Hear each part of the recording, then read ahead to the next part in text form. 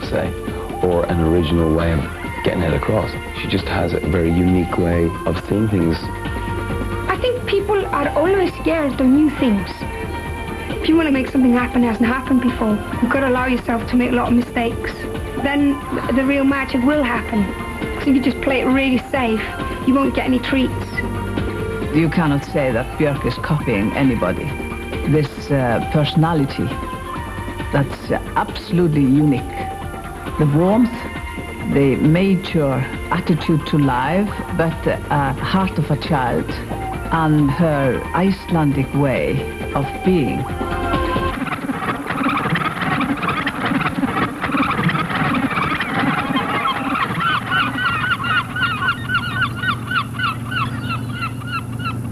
I come from Iceland, and this harbour is probably my roots, you know,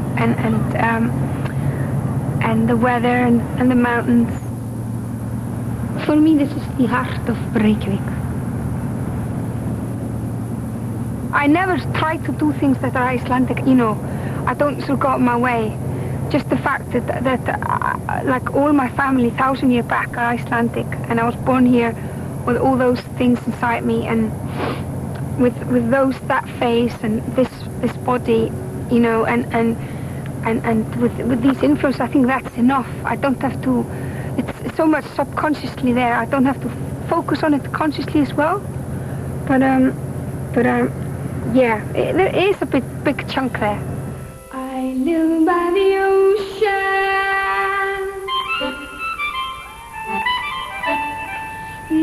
During the night, I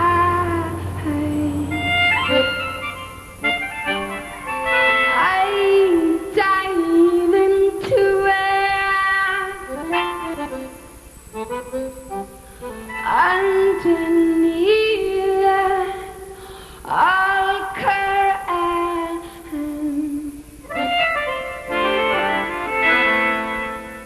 down by the bottom. I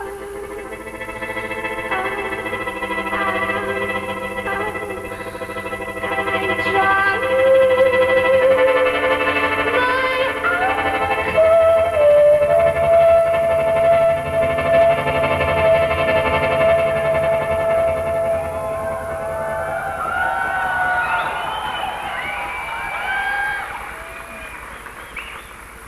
This is where I'm staying. This is my home. Well, I always sang since I was a kid. It's always been like my natural reaction to things. My stepfather, who started with my mother when I was 4, and he played me a lot of music and had a lot of time for me. And he used to sit with me every evening sometimes. And we'd write down a lot of lyrics, we'd go through things, we'd pick up the chords. And he used to be in a top 40 band in Iceland. Voru vitringarnir þrír frá Austurlöndum. Kaspar, Melchior og Baltasar. They sent me to classical music school when I was 5. And I was there for 10 years. It was very conservative, but I was a bit of a rebel. I'd do my own little projects in the corner. I'd get a lot of freedom. I would talk to a lot of, that's how I got introduced to like Tissa Stockhouse and electronic music. You know, I basically got introduced to all music there is, I mean, in European, at least, last say 400 or 500 years. And even though I ended up deciding that majority of it was not maybe my cup of tea, at least I knew it existed. So I could like say, okay, I've dealt with this, you know. So I think very quickly I said, okay, you got classical music, you got pop, you got jazz, and everybody thinks their stuff is great and the rest is crap. I just really quickly loved introducing my grandparents to Jimi Hendrix stuff, or my mum to classical stuff, or bringing jazz records to school, you know. And then it just kind of came out that when I started being in bands, because I was so kind of obsessed with new things getting made, that I kind of ended up just being on the microphone, you know, but it was very natural process. I've been singing professionally more or less since I was about 11, 12. Góði Guð fari mömmu frá, hún áttar mig og baðar og mér hjá. Svo klæðir hún mig í náttföt hlý, Guð blessi pappa, ég glemdi því. It's a small town and people knew I did gigs, I played flute, I sang. And then this guy wanted to make a children's record. It sold 5,000 copies, which is gold in Iceland. But then they wanted to do, then it came out in the record company, and the record company was like, they wanted to do another one. But I didn't want to. So I said, okay, that's it. Because I felt very awkward. I was doing interviews and all sort of stuff, and people recognized me in the street and my school. I got much more attention than I wanted before I asked for it, where I think a lot of people don't get the attention till long after they want it. So I immediately sorted out in my head that that's not what I want. I want to make music.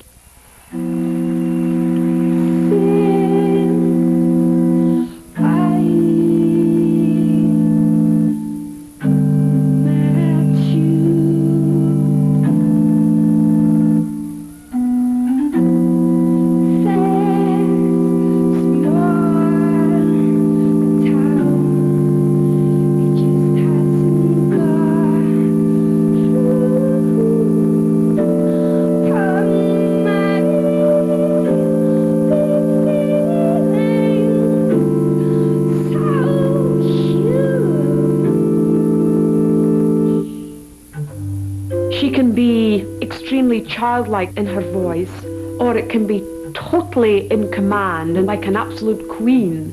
The sort of exaggeration of emotions is what really comes through in her voice. I'm violently happy, 'cause I love you.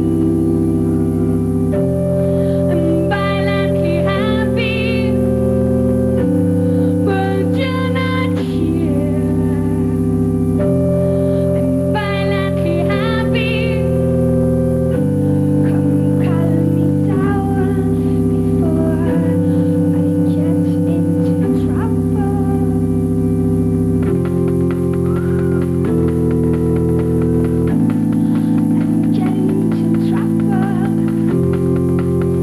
soon.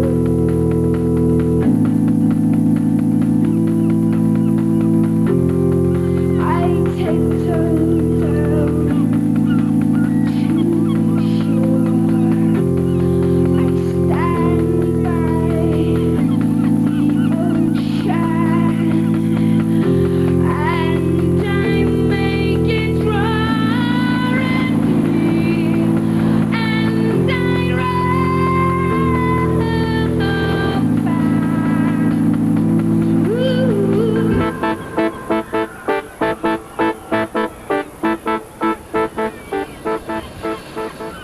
It's been quite a mad century for Iceland, because like 100 years ago, my grandparents' generation, they were brought up in like mud houses. The lifestyle was like Middle Ages, you know? And then we became independent in 1944, and we became, after World War II, like I think the 5th richest country in the world or something, like really quickly. It developed in maybe 80 years what, say, England has developed in 400 years. It's so quick that it's almost violent.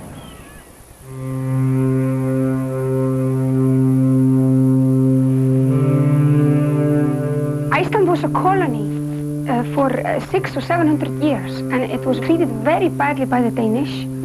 And we were not allowed to play music and dance. It was supposed to be an act from the devil or something. And so what we got obsessed with was storytelling and the sagas, you know. That's all our culture is basically literature, very literature-based. Probably the most important music in Iceland was half talking and half singing, kind of chanting. Reyðrum ganga fuglar frá, flöktan dranga bjarga, sólarvanga syngja hjá, sálma langa og marga.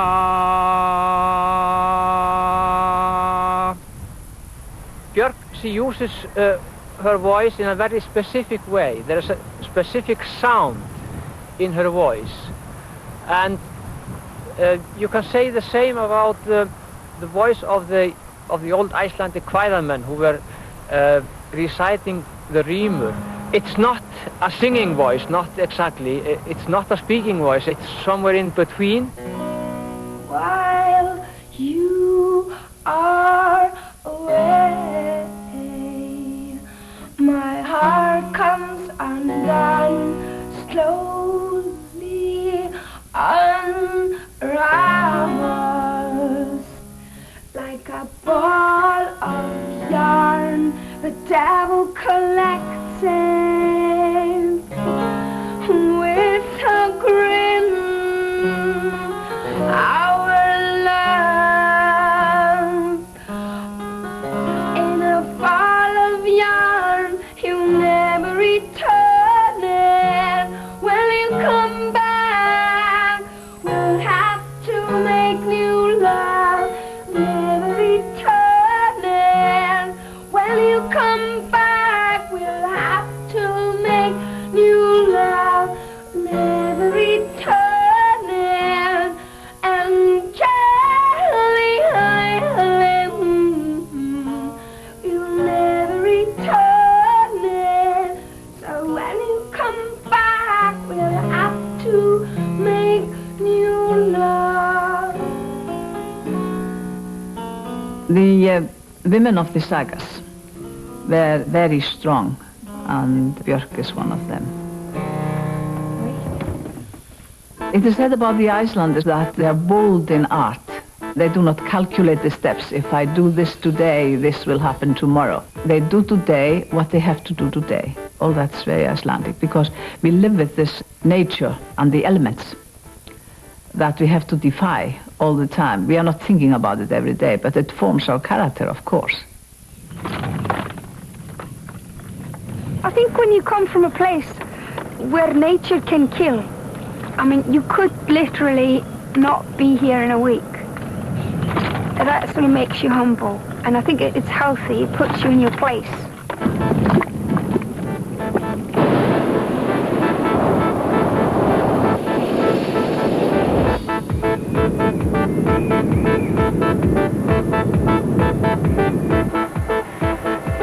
If there is such a thing as Icelandic characteristics, we're talking about an individual who's fiercely independent.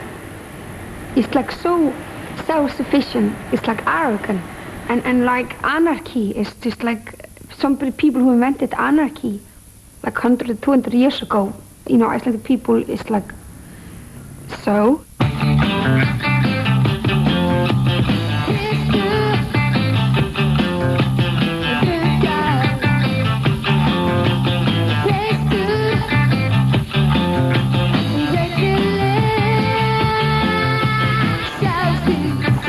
The renaissance of Icelandic music was happening in 1780, and so that scene was has been called the Icelandic punk scene, because that scene, it was like so much do-it-yourself.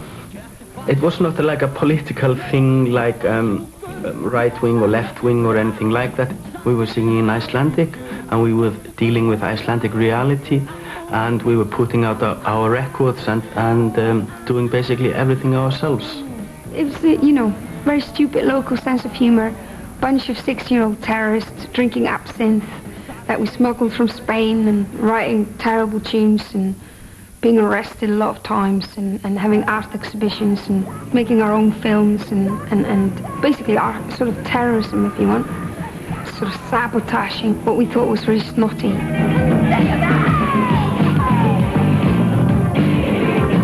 I think the people that ended up forming Cook and Shoecube's Bad Taste, they were bound to meet, you know, because in such a small town, having the same obsession, basically being terrified of mediocrity. I think that was always been our biggest enemy. Mediocrity, materialism, narrow-mindedness, small town mentality. And we would do anything to break that down. That's where I'm gonna string. Keep fighters in my pocket.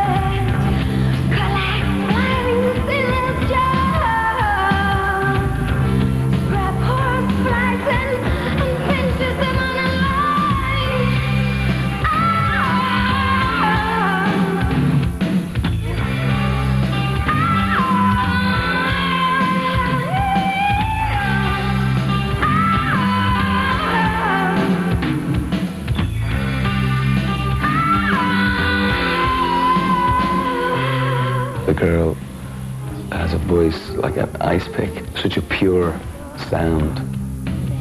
When the Sugar Cubes played with U2, I would be preparing in the dressing room, and even if I couldn't hear the band, I couldn't hear anything. You know, I could just hear this low rumble through these, you know, stadium walls or wherever we happened to be playing. I could always seem to hear that voice. It seemed to travel through metal and concrete and glass and, you know, 50,000 punters, and I, you know, just went straight to my heart. What can I tell you?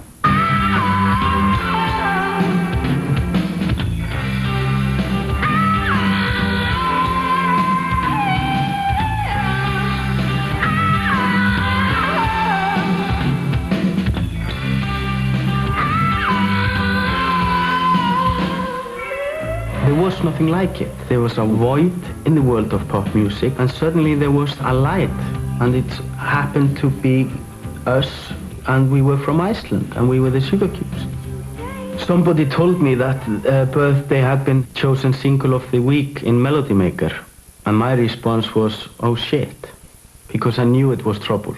And boy, it did prove out to be trouble for us. There was like companies that came here and got offered us 60 trillion billions, and we just told them all, you know, to F-U-C-K off, because we were being terrorists and all that.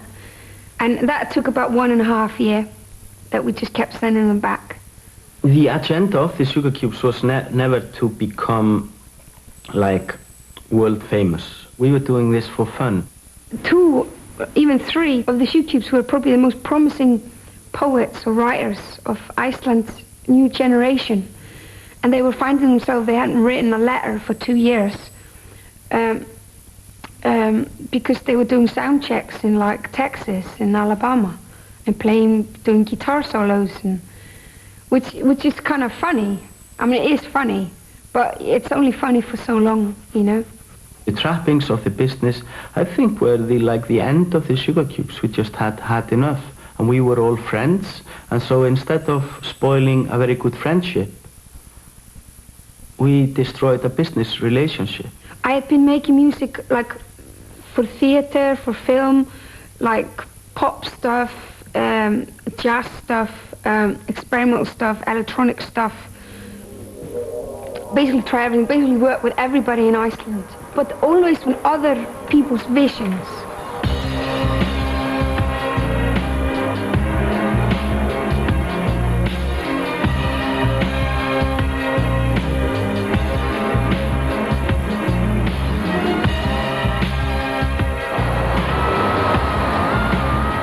I moved to London to make my own album. It was time for me then to write songs about me. I was 27. I thought, okay, you know, you're a coward if you don't try more things. It was a very big decision to move, mostly because of my son, and I'm a really family-orientated person.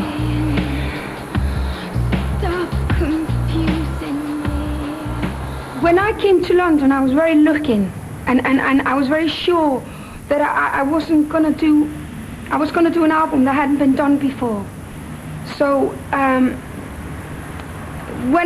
the people I was most attracted to, and the scene I was most attracted to when I came here, was people who knew as little as I did about what was going to happen. Not people that had already established things, but people that were still trying to sort of enter in the unknown, if you want, and trying to discover something that hadn't been discovered before. London is gorgeous because it functions as a brewing pot for people from all over the planet on similar missions to me. And if I don't talk to them regularly and I don't see them play regularly, I just go mad. You know, in Iceland I was very much the odd one out, you see. I just need to know that I'm not the only one. And the people that ended up in my band without me planning it so were like one person from Iran, one from India, one from Turkey, one from Cyprus, one from Barbados. It's a bit like Immigrants United. For me, the whole Britpop thing and the Oasis thing and the whole guitar thing is this kind of British scare of losing Britishness and the immigrants taking over and that. English people, like the Britpop scene, they just seem to repeating and trying to sort of hold the Victorian flag alive, but it's just, you know, dead, you know. And it don't seem to be doing anything fertile. Nostalgia is the order of the day for the most here. Except in dance culture and club culture, people are looking to the future, which is, I think, why BJORK was attracted to that.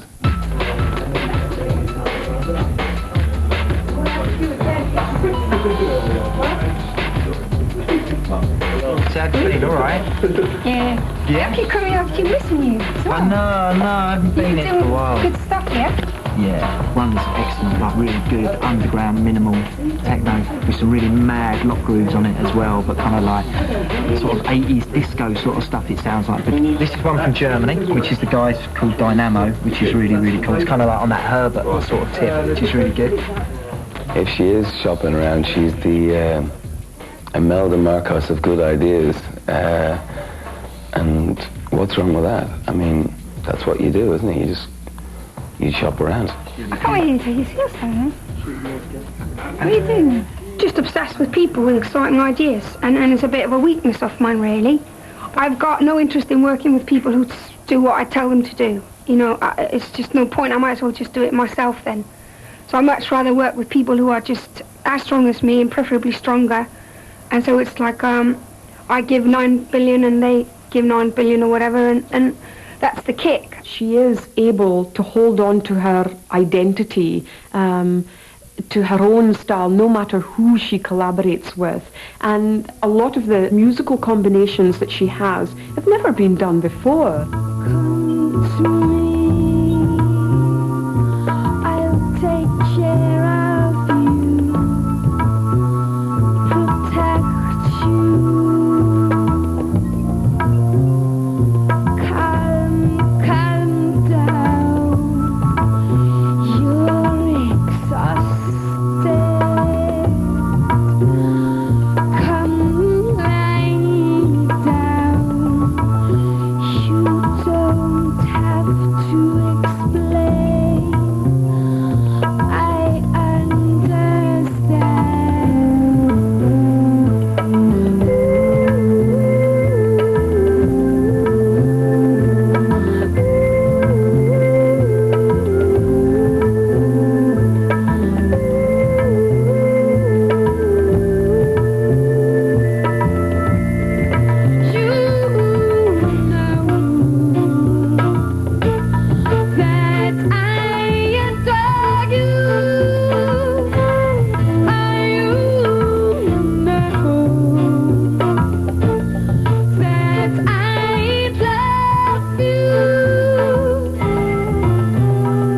In 1993, BJORK released her first solo album of original work. It turned her into an international star. She followed with a second album in 1995, and then, after 4 years in the limelight, the pressure got too much. She vented her feelings on a journalist at Bangkok airport. I had all these songs inside me, and the only way to get them out of my system was to put me in extreme danger. I think you can only do that for so long. So I did that for 4 years, and then it just exploded.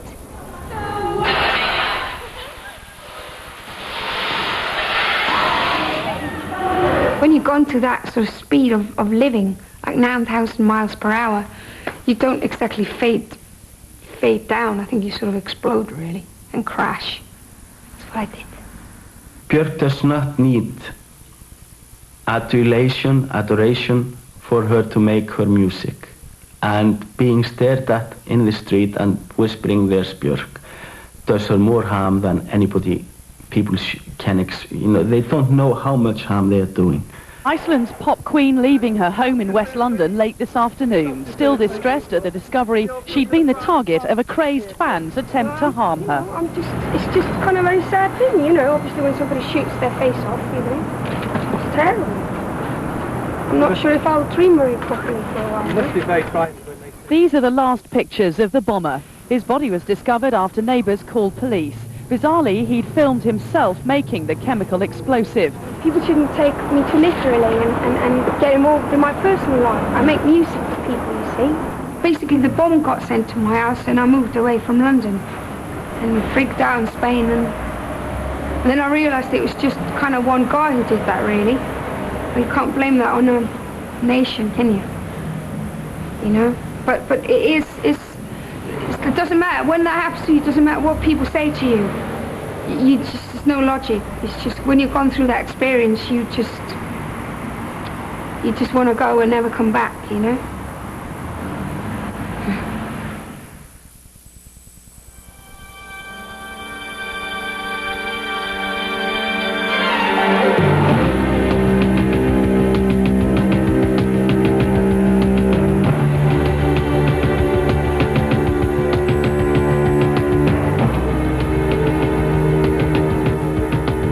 Much of the past year, Björk has been living in southern Spain, where she recorded her third solo album.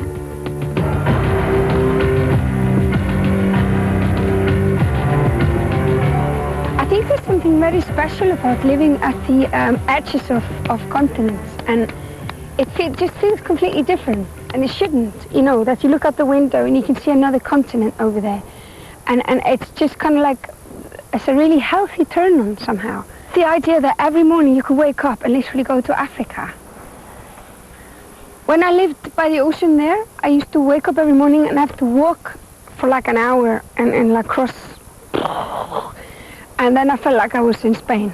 And then I could work. And I wake up the morning after and I hadn't just grasped the idea. So I had to do that for a month. And then I moved up here to the mountain. And the only way I can take all this in, because it's just so outrageous, and I keep just thinking of Mum just looking at a backdrop or something, and it's just like they're going to pull the curtains in a sec.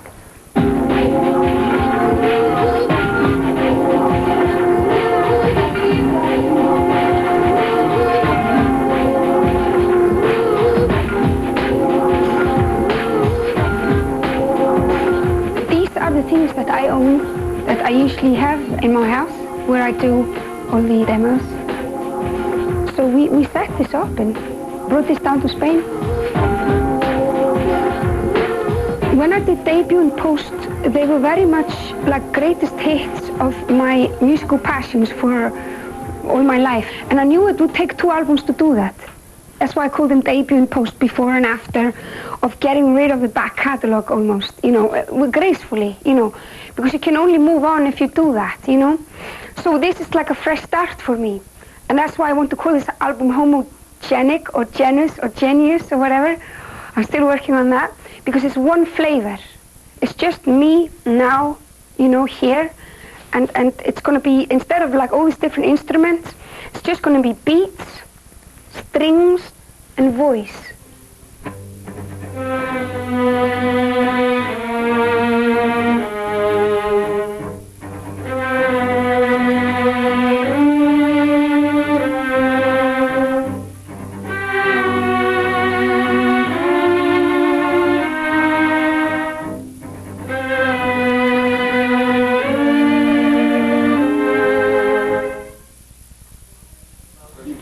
Ef einhvern tíma myndavélina fara í taugarnar á okkur, þá látið mig vita, af því þetta er nummer 1.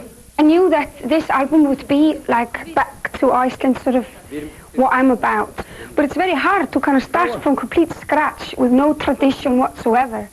But there were some pioneers who were trying to look at the landscape and the country and try to change that, what they saw and what they felt, into audio. There are certain Icelandic composers, and when they compose Icelandic music, they, you know, try to imitate geysers or volcanoes, because the landscape in Iceland is very rough. It's, you know, we don't have like this, you know, trees. We don't barely have any trees. We have a lot of lavas, we have a lot of volcanoes, and there's a lot of outbursts of, you know, whether suddenly the wind comes or snowstorms. And that kind of sounds, I think she's looking after, and she's talked about that. She wants more of this raw sound, not this beautiful European sound maybe. To find that voice is very challenging, you know, and it's almost like you have to invent your own roots. And that's one of the reasons why I got the 8 string players. I wanted them all to be Icelandic. Þú veist, mér meira alveg vera, þú veist, svona meiri, það þarf ekki alveg bara víbrató og meira Okay. og bara, þú veist, ossalega, þú veist, Matahari. Þetta er þannig lag, sko, svona næstu því of, eða skilur, má alveg vera, þú veist, svona, yfir því.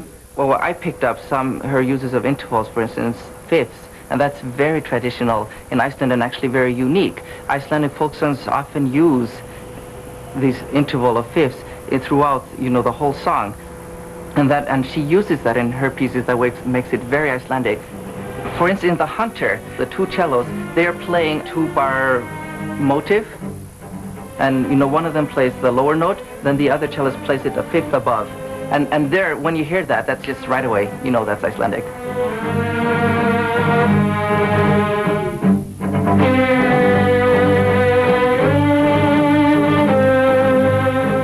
I wrote a song called Hunter, and it's based on what my grandmother told me on Christmas about two different types of birds who are birds that always have the same nest all their lives, like swans, and they always have the same partners all life.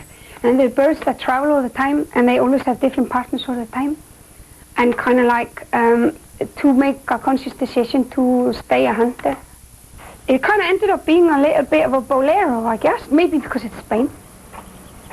That's the only song with a string arrangement I asked Deodato to do completely.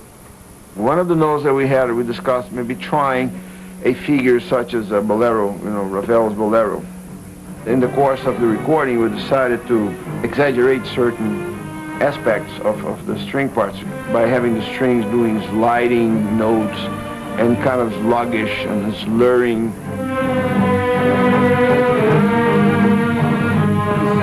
One person could do a solo on top. One person could do a solo on top.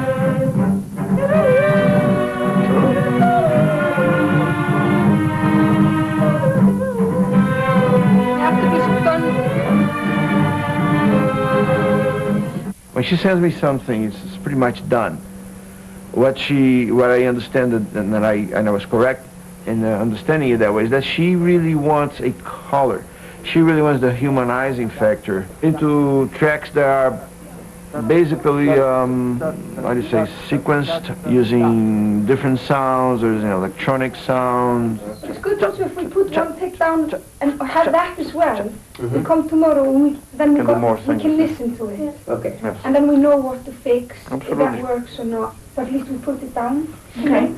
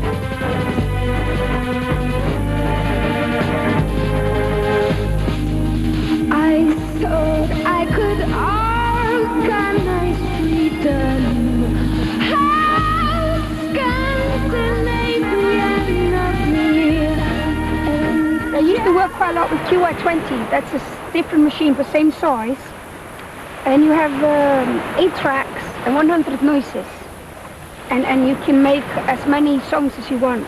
And a lot of my tunes for the last 4 years I wrote on that. It's so incredibly convenient. Put the batteries in, and you can take it. You can write on the airplane or your grand's house on the top of a volcano, or in a club, or in a tube. But this is a different machine. This is like a sampler. Mark Bell bought this one, and he's just teaching me it. It's just a way of capturing like noises, like say acoustic instruments or other noises, but then being able to change the pitch of them. Like to make them any noise into like music. Then like could be a door shutting for a drum sound. What I'd love to do live is kind of put a lot of effects on my voice.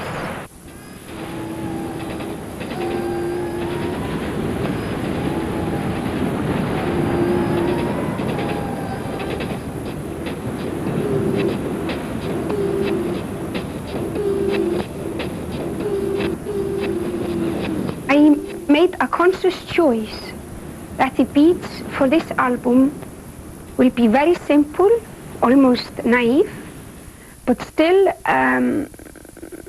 very natural, but very explosive, like they're still in the making, which for me is very much Iceland. And we would collect very slowly over a period of almost a year, a library of noises.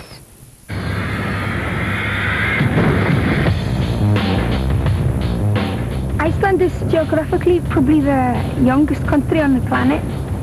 It's still changing and growing and very raw.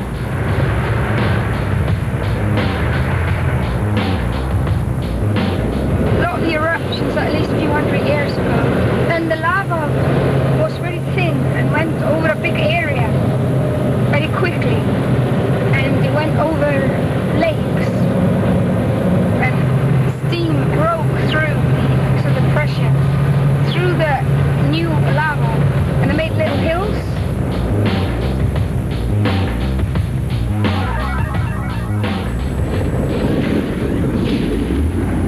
There's a lot of energy here. I wanted the beats to be like this.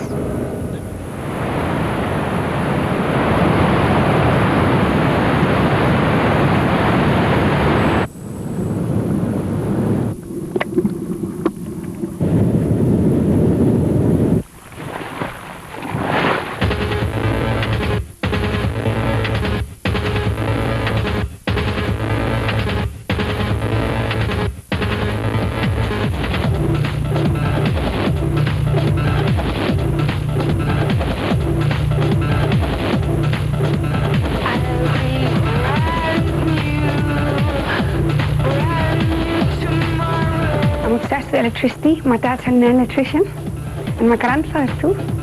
And I've been obsessed since I was a kid with people like Stockhausen, Kraftwerk, Brian Eno.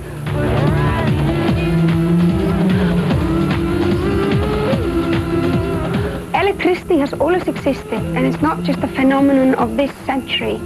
And it's always been in thunder and lightnings, and in Iceland the Thorshammer, you know. And acupuncture has been around for 1,000 or 2,000 years. Electricity and equipment are just tools. Instead of wood or leather or metal and all these things that we so far made music out of, stroking a string, we're using electricity and to make for the ear.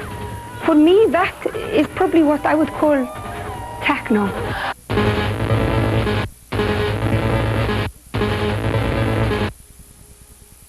I find it so amazing when people tell me that electronic music has not got soul, and they blame the computers. They got the finger and point at the computer. It's like, there's no soul here. It's like, you can't blame the computer. If there's not soul in the music, it's because nobody put it there. And it's not the tool's fault.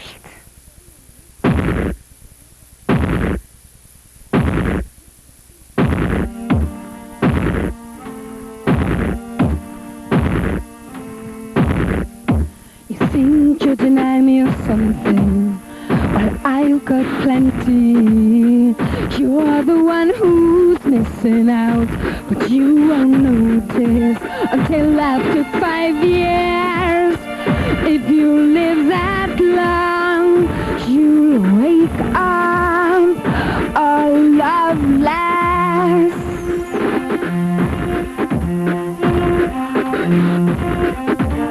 I dare you to take me on. I dare you to show me your pulse. I'm so bored of cowards that say they want, then they can't tender.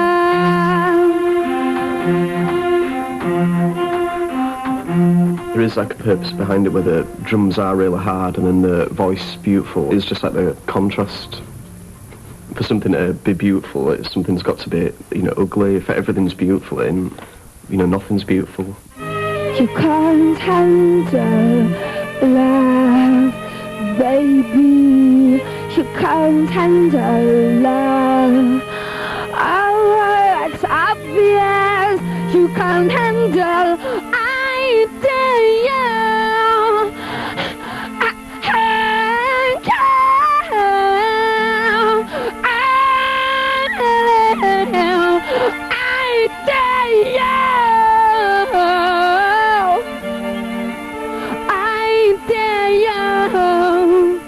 When you first meet an Icelander, sometimes they are cold. But then, when they warm up to you, they are very fiery. We are very fiery people.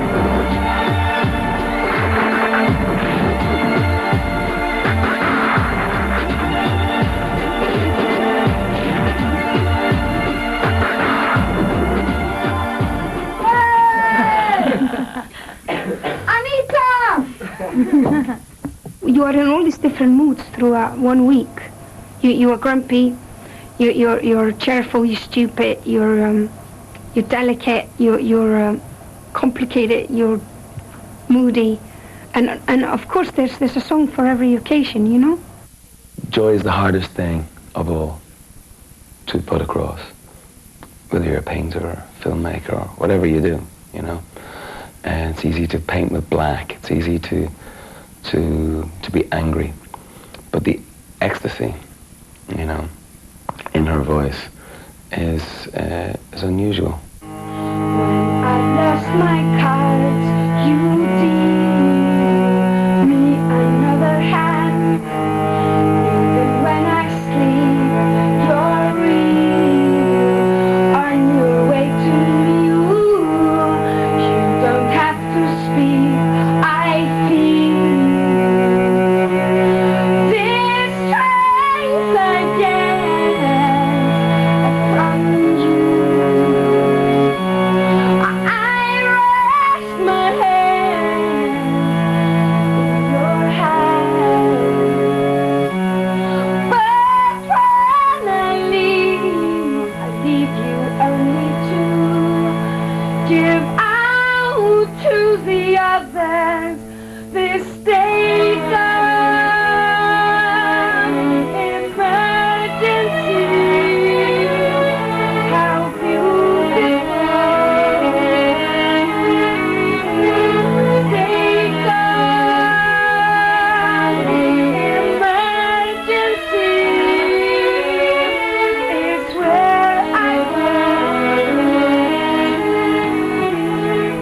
My work I do in my head, just when I'm doing other things, and I don't know, it's because I've been doing it for long, or because I spent so many years without recording my songs. I wasn't until 27 I started recording them. That I naturally become quite organized in my head, and I got all these different sections and little cupboards and drawers, and I start that idea and I put it in a drawer, and I can come back to it a year later and it will still be there. So I walk in a room and it looks like I'm starting a song, but it's actually, in a way, I've maybe been working on it for a year. Er þetta ekki miklu betra? Já. Við getum farið ennþá lengra. Ok. Þetta alveg bara svona sound of music. Já, ok. Þú veist, þú veist alveg bara svona væn. I write about one song a month. And it's usually just the theme of that month, like the soundtrack to that month in my life. This is the lyric to a song about my best mate, Yoga. But all the other pages, there's absolutely no way I'll open for you, whatever you offer me, because that's so private, it's scary.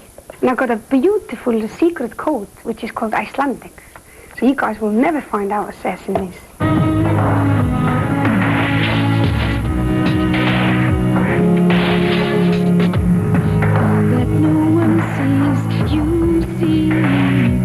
Inside of me, every nerve that beats. Number 1, 2, 3, 4, and 5, and all the way up to 73.